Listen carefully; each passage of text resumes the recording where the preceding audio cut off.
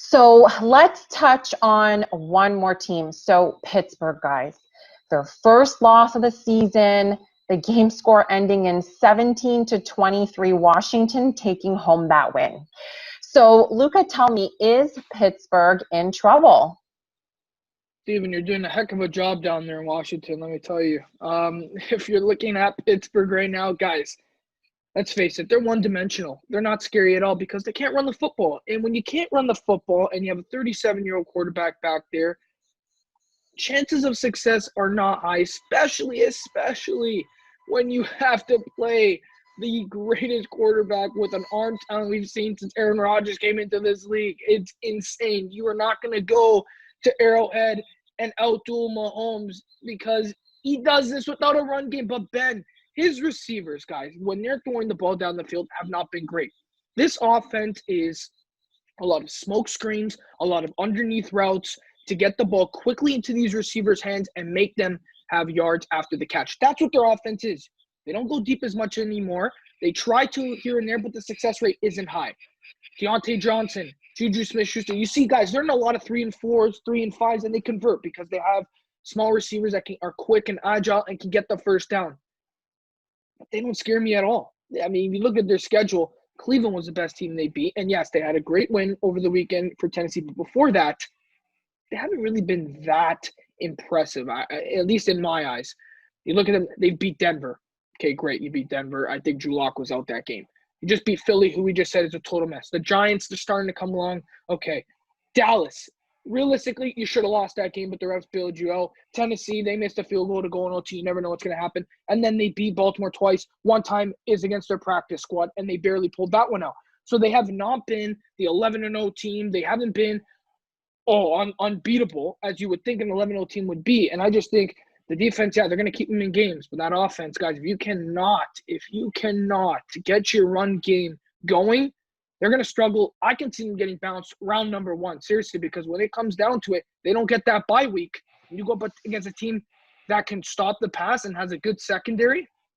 What if New England sneaks in, guys? Let's just say they sneak in. We know how good their secondary is.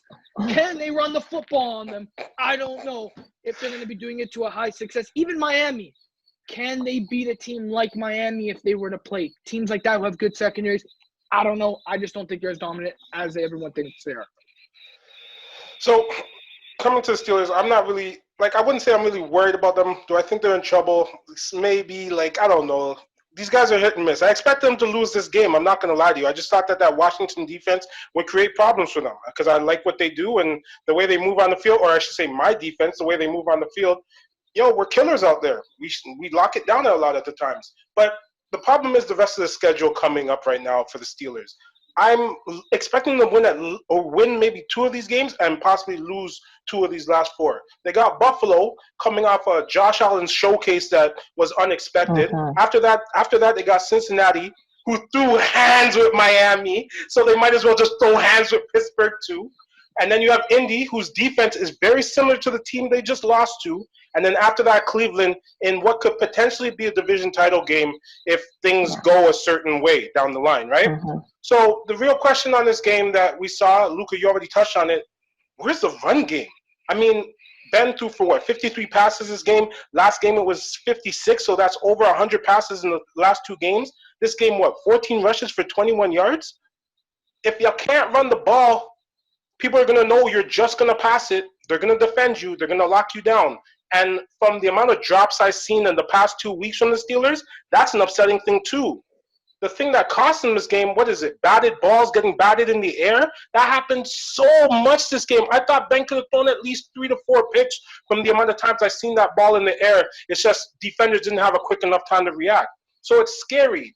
And I think that they got to look at this and they got to really take this loss in stride and say to themselves that, you know what, look at the weak points of our game, assess their offense, and try to fix those problems. So it's going to be on Randy Fitchner and Ben's shoulders to change up the offense.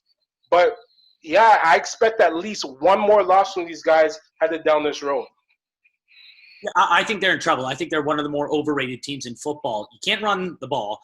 Their passing scheme is quick, get the ball out. Teams are going to figure that out. They're just going to go quarters And also you have 3 receivers, and one being a tight end, who are none of them are natural hand catchers. All of them take it in the chest, and that's why we see all these drops, right?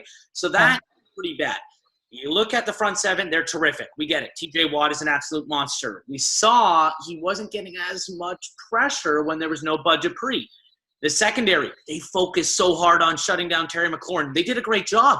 Steven Sims kicked your guy's butt. J.D. McKissick, he left him open on every play, and he gained 10 yards, right? So for me, what I'm seeing from this team is they are so one-dimensional, which you guys have mentioned. Their defense will stop the run. They will get after the quarterback. They match up really well with teams who want to run the ball, like Cleveland, right? Cleveland wants to run it down your throat with Nick Chubb. He's averaging 6 yards, a pop. Kareem Hunt, we know what he can do.